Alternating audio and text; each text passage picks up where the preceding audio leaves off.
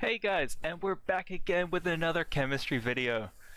Today we're going to look at metallic solids, but I'm going to start the lesson off with a nice meme. It's very hot, very fresh, very spicy.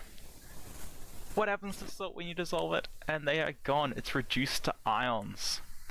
This means that salt, which is an ionic solid, cannot conduct electricity as a solid, because to conduct electricity you need something called free moving charges. These can be electrons or they can be ions. As a solid, the ions are locked in place, as you remember, so they can't move, they can't conduct electricity. When you dissolve it, the ions flow into solution. They're ions in solution, they can move around. Hence, salt water conducts electricity. Don't go swimming in the ocean during a thunderstorm. Life pro tip for today. Metallic solids, these make up metals, the easiest to identify. You got silver, you got copper, magnesium, gold, iron, nickel, cobalt, all those good ones. Now, let's get started. Metallic bonding looks like this. What is this? I'm going to tell you. Here we have positively charged ions. These are cations. More specifically, they are metal cations. I'm talking about your magnesium 2 pluses, your iron 3 pluses, your zinc 2 pluses, your lithium 1 plus. Those ions, the metal ones, go here. And they're sort of all squished together. Flowing between the ions is an electron cloud. I call this a sea of electrons. So these are negatively charged electrons, and these can flow anywhere between these metal ions. These are completely shared.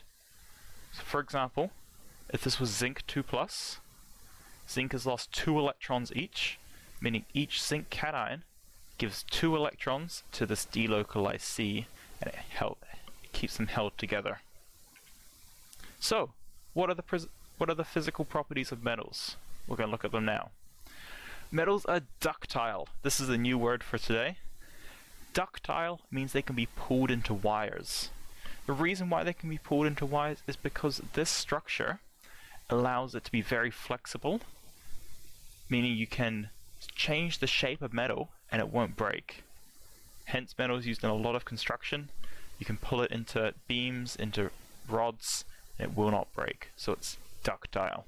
Used in a lot of wires, and here we can see some lovely hand sanitizer being poured over some Ethernet cables. Fantastic. And here is a really nice gif of a copper chain, not a copper, probably an iron fence being made.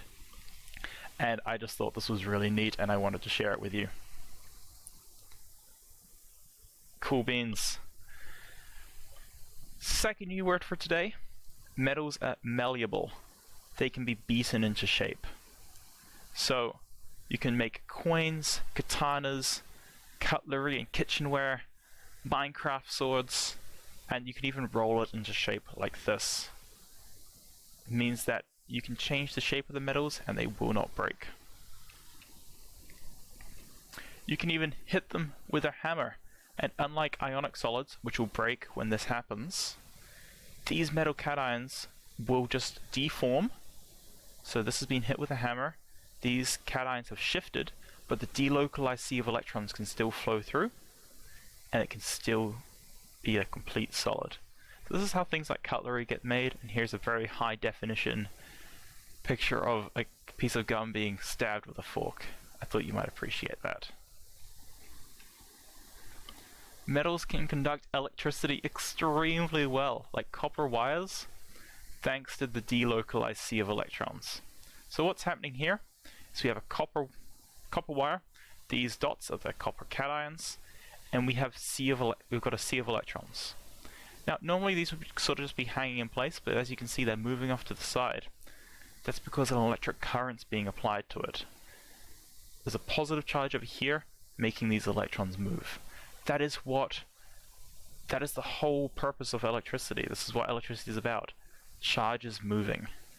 As you can see down here, you'll put positive charge on one end, all the electrons go towards it. The positive charge on the other end, all the electrons move towards it. That is electricity. When no charge is applied, they stay still. So these are your notes for today. You can pause the video and write them down. I'm just going to talk through them.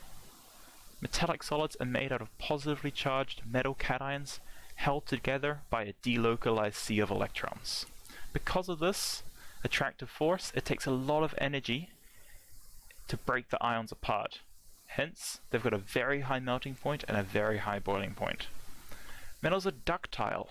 They can be pulled into wires, and they're malleable. They can be beaten into shape.